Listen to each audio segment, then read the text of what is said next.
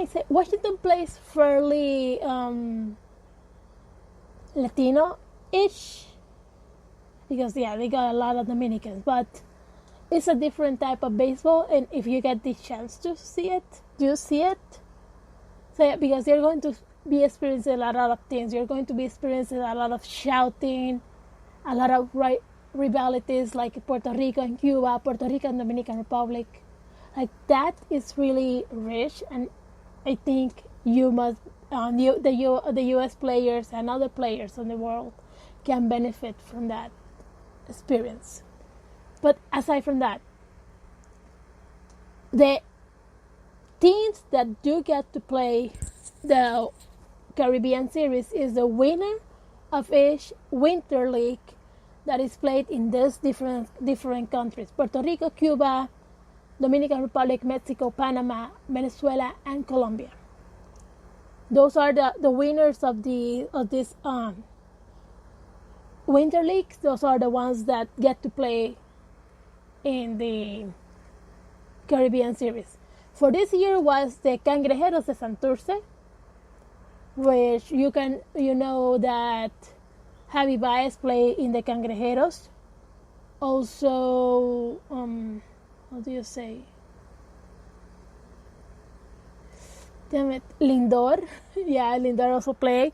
Roberto Clemente, you know him. May you rest in peace, mister. And so on. Many Puerto Rican players in the majors play in the Cangrejeros de Santurce.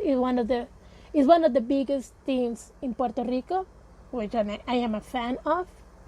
And yeah, so Puerto Rico got represented by the Cangrejeros de Santurce.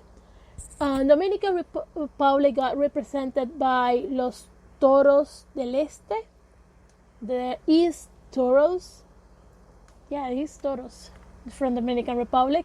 Cuba was going to be represented by Matanzas, and Mexico was represented by Los Charros de Jalisco, which, by the way, point upside, Charros de Jalisco should be included in the majors as a team from Mexico. Like you got the team from Canada, so a team from Mexico, that would be Charros de Jalisco. So let's try to make it happen. Let's sneak into the MLB Twitter and just say include the Jalisco Charros in your roster.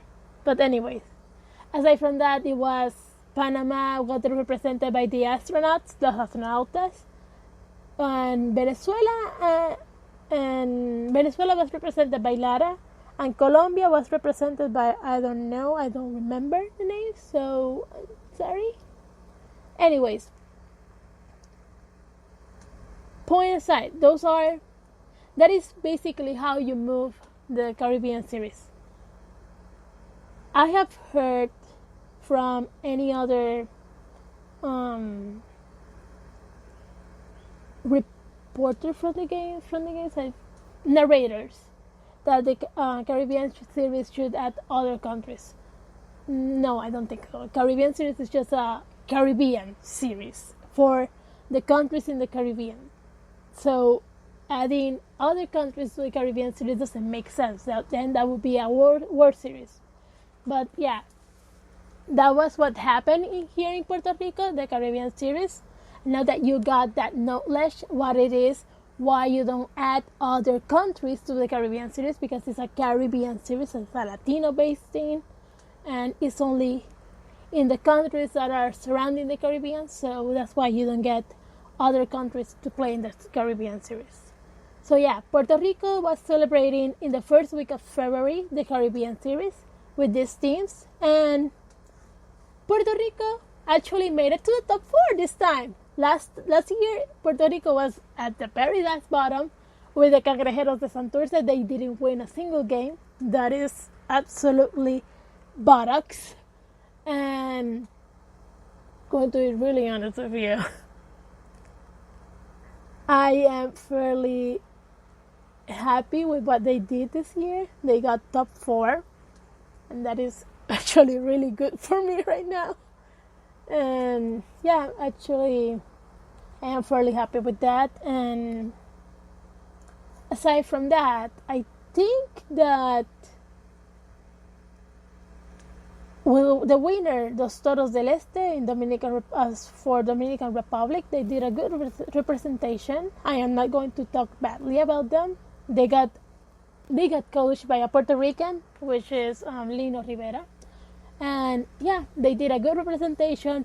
Lino gave an absolute school about what it is to be a good coach, like how you make the big inning, how you make the big game, how you move your players right, how you move your pieces right to win the game, how you play real baseball. That is what Lino Rivera did, and that's why Dominican Republic won, because they knew how to do it, even if they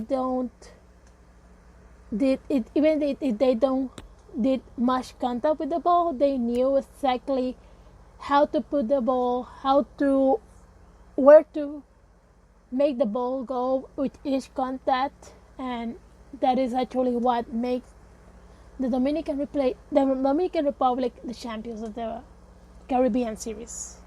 So yeah, Caribbean Series next time, that will be next year, 2021, with the World Series.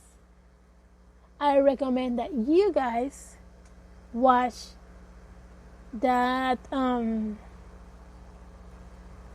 Caribbean Series along with the World Series, like the World Baseball Series. Just watch it and have in mind that little flavor between the Caribbean Series and the World Baseball Championship. Like, just watch it and compare how the other countries play, how the Latino-based countries play, and how the U.S. and Canada play, because it's different games and it's a whole school to learn. So guys, that is all for this special episode. I am so sorry that this is not Washington related at all. I tried to make it Washington related, but just Washington Nationals have been fairly quiet about what they have in store for the spring break. So we're going to be issuing a lot more of what they have as we are watching the spring break. I'm going to be discussing the new players that we see. I'm going to be discussing what we're going to be seeing in the third base right now, because it's a open slot and it can be filled by anyone. Carter Kieboom, Spencer Kieboom, not Carter Kieboom, I'm sorry, Spencer Kieboom could be one of those guys that can be there.